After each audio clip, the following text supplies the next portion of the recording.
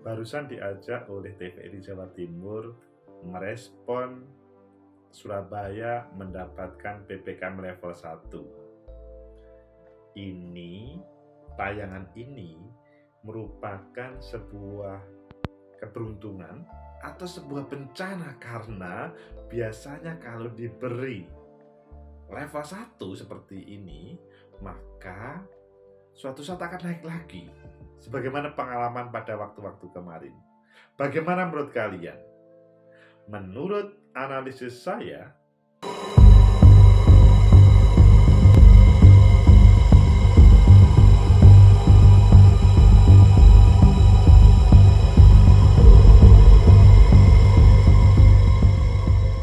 Assalamualaikum warahmatullahi wabarakatuh.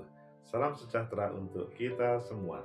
Pecinta masa depan negeri, ayo kita lihat sepintas tayangan ini dan nanti akan kita bahas, review terkait dengan dialog sore ini. Ayo. Masyarakatnya terkadang begitu masih belum bisa disiplin, tapi dengan itu tetap bisa level 1. Nah, bagaimana Dr. Agus ini sendiri melihat kinerja pemerintah dan Satgas COVID-19 yang ada di Kota Surabaya? Saya melihat pemerintah memang terus bekerja untuk bagaimana penanganan pandemi COVID ini sampai kemudian zero terhadap COVID ini. Meskipun memang ada hal yang mungkinkah hal itu tercapai, kalau menurut saya sih positif saja bahwa pada saat tertentu akan terjadi, dan pemerintah Kota Surabaya, maksudnya wali kota, selalu mengawal secara kontinu. Yang terlihat di publik, misalkan di berbagai perempatan traffic light, muncul suaranya wali kota Surabaya mengajak seluruh warga kota Surabaya. Itulah dialog yang kita banggakan. Maksudnya diskusi santai tetapi banyak memberikan solusi.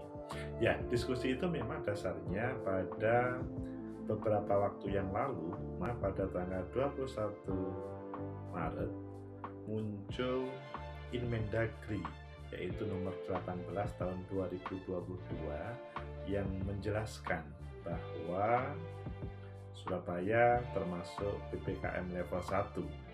Hal ini berlaku antara tanggal 22 Maret sampai 4 April. Ayo bayangkan, 4 April itu kalian sudah masuk ke Idul Fitri. Kok Idul Fitri? 4 April itu kalian sudah masuk ke Ramadan. Bagi yang muslim pasti akan sudah melaksanakan ibadah Ramadan, puasa Ramadan, dan berbagai ibadah yang lainnya, yang di situ pasti berkumpul dengan banyak orang, karena salah satunya adalah menjalankan ibadah secara berjamaah atau mungkin tadarus dan selanjutnya. Ayo kita review terkait dengan diskusi tadi. Ada beberapa pertanyaan yang merespon terkait dengan Inmendagri tersebut, Inmendagri nomor 18 tahun 2022 tersebut. Pertama itu adalah ketika ditanya terkait dengan bagaimana respon Pak Agus terkait dengan PPKM level 1. Ya, ini adalah hal yang membanggakan bagi kami, kita warga kota Surabaya. Karena apa? Sesuatu yang ditunggu-tunggu tiba saatnya, dan ini adalah yang pertama ibu kota provinsi yang mendapatkan PPKM level 1. Jadi sebuah prestasi yang ditampilkan. Ya, prestasi ini tentunya dihadirkan ya pemerintah kota Surabaya, baik Pak Wali Kota, kemudian DPRD, legislatif. Yang lebih bagus lagi adalah seluruh warga kota Surabaya semuanya terlibat bergotong royong untuk melawan pandemi COVID ini. Ini adalah keberhasilan bersama. Jadi semuanya mensupport sampai muncul. Kita masih tahu ya bagaimana seluruhnya memang bagaimana hal ini dihadirkan. Jadi apresiasi untuk Pak Wali Kota, teman-teman legislatif, seluruh arek-arek Surabaya yang mensupportnya, sehingga pada kesempatan ini diraihlah PPKM level 1 meskipun jangan sampai terlena. Kemudian pertanyaan kedua terkait dengan apakah hal ini karena kedisiplinan warga kota Surabaya itu sudah terjadi? Kalau menurut saya sih kedisiplinan warga kota Surabaya ini sudah relatif berjalan yang baik ya pada kesempatan ini. Meskipun suasananya berbeda dengan dahulu.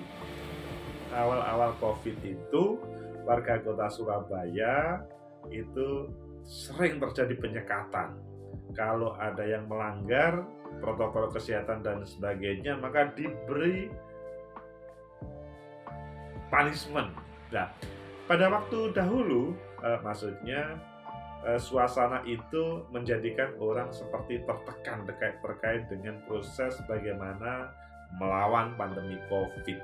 Jadi, terkait dengan suasana apakah warga kota Surabaya, menurut saya relatif sudah patuh kok.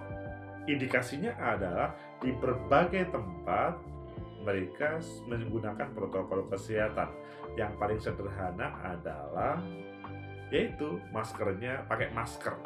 Kalau ini kok tidak pakai masker ya di ruangan sendiri, maka relatif tidak ada masalah. Kemudian pertanyaan selanjutnya adalah bagaimana terkait dengan sekolah yang ada di Surabaya.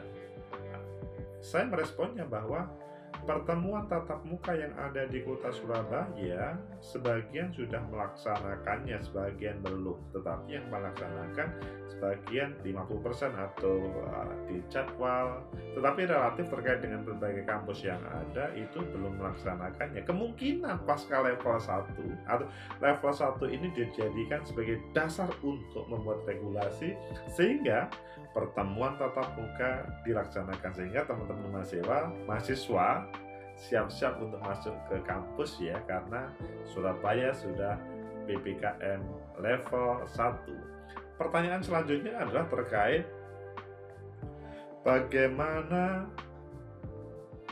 yang terjadi 22 Maret sampai 4 April. Dahulu itu kan juga terjadi menjelang Ramadan menurun, tapi pasca Ramadan naik. Ini apakah juga akan terjadi seperti itu? Nah, pada kesempatan ini warga kota Surabaya itu relatif sudah welcome terkait dengan protokol kesehatan itu. Kalau dijalankan secara serius, kemungkinan besar tidak akan naik. Jadi, ya tetap pada level 1 atau malah bebas. Syaratnya adalah protokol kesehatan.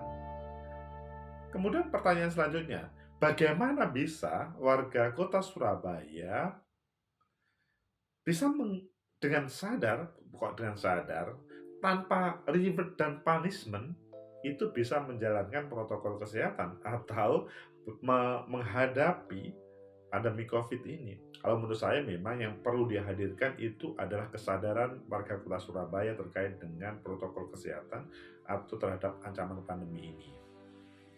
Kita pahami mereka sudah sadar, tapi bagaimana kesadaran ini memang berawal dari seluruh nurani masyarakat, arek-arek Surabaya, bukan karena pemaksaan.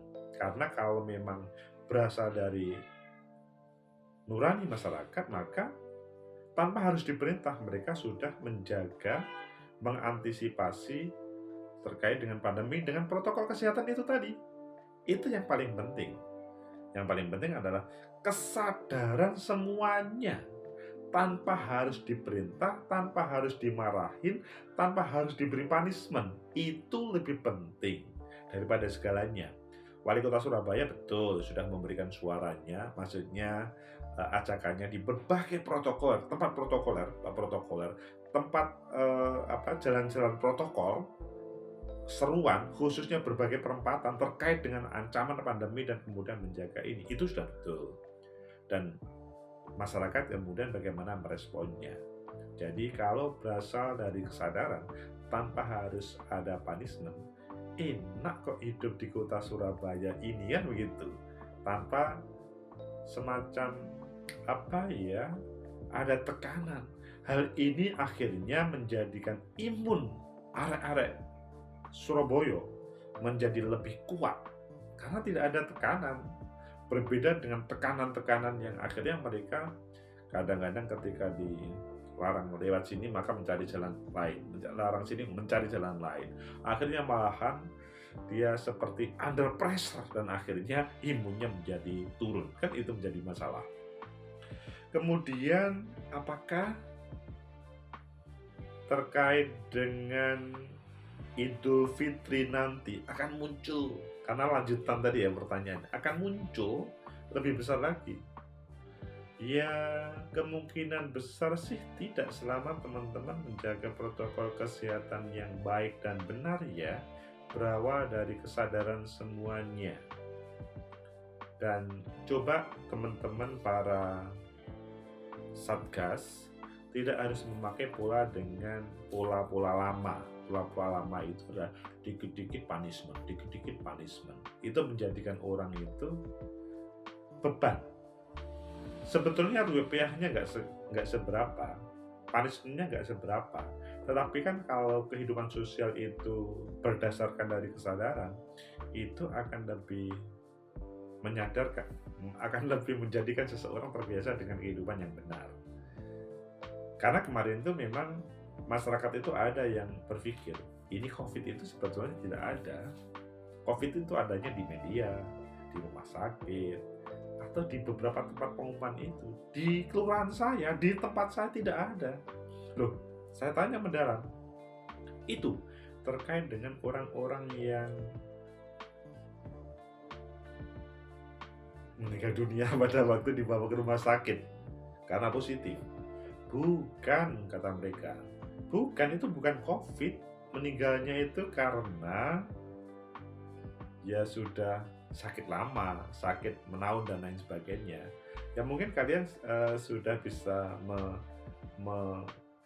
menerima apa yang menjadi pemikiran. Ya memang ada sakitnya sih, tapi kemudian kadang-kadang masyarakat itu kurang memahami, akhirnya kemudian seakan-akan tidak ada COVID. Di sini kemudian perlu ada kesadaran hal ini adalah memang menjadi ancaman dan protokol kesehatan itu perlu dijaga sehingga mereka aman semuanya. Itu yang lebih penting. Selanjutnya, bagaimana terkait dengan Omikron? Ya kalau menurut saya Omikron itu bukan sesuatu yang membahayakan ya. Tetap teman-teman tim medis kan mengatakan Omikron itu kan bagi warga kota Surabaya itu bukan sesuatu seperti Delta dahulu. Mereka pertama tahu dari literasi bahwa Omikron itu memang 3-4 hari sembuh. Sehingga pada 1 bulan terakhir ini, seandainya ada yang kena Omikron, batuk pilek ya cukup isolasi mandiri, tidak keluar rumah, tidak keluar kamar, mereka tidur atau istirahat cukup, akhirnya stamina-nya kuat dan kemudian sembuh sendiri. Jadi memang ini perlu diajarkan juga supaya orang itu tidak ketakutan ketika batuk pilek dilabelin positif, dibawa ke rumah sakit, semakin stres. Ketika ditempatkan di rumah sakit semakin stres. Tapi sebetulnya isolasi mandiri pun bisa dengan menyembuhkan dengan hal itu. Nah, itu terkait dengan dialog di TVRI Jawa Timur tadi menjadi menyenangkan bagi kota Surabaya yang ibu kota provinsi yang pertama kali mendapat level 1 dan akan menerapkan sesuatu yang baru dibandingkan dengan yang lain. Semoga saja teman-teman siswa, mahasiswa segera seperti sedia kala. Tapi kalau saya tadi juga ditanya itu, saran saya juga lebih baik terkait dengan proses pembelajaran di sekolah dan perguruan tinggi, tetap sebagian dari itu juga daring. Daring itu kan 2 tahun terakhir itu kan sesuatu kehidupan yang baru ya, kehidupan yang sebelumnya tidak ada, tapi kita, maksudnya mahasiswa dan siswa, 2 tahun bisa hidup tanpa harus ketemu dosen, ketemu guru, dan proses pembelajaran bisa berjalan. Hal ini jangan dihilangkan. Misalkan dalam 1 minggu ada 5 kali pertemuan, maka yang 2 kali itu cukup daring. Loh, kan itu kan hubungannya dengan pertemuannya kan, misalkan materi kalau di perkuliahan saya sosiologi politik kan hanya sekali lah, di situ diselang-selingin. Misalkan minggu pertama ini yang tidak masuk adalah hari Selasa, minggu kedua besok yang tidak masuk adalah hari Rabu, dan selanjutnya. Akhirnya nanti semua merasakan. Semoga bermanfaat, semoga Surabaya semakin bisa menikmati dengan apresiasi PPKM level 1 ini, sehingga bukan menjadi ancaman untuk menghadapi Ramadan, untuk menghadapi Idul Fitri, apalagi untuk menghadapi dunia kampus dan dunia sekolah, begitu juga dunia kehidupan sehari-hari di pasar, di mall, dan lainnya. Semoga bermanfaat. Like, subscribe, comment, and share. Sampai jumpa.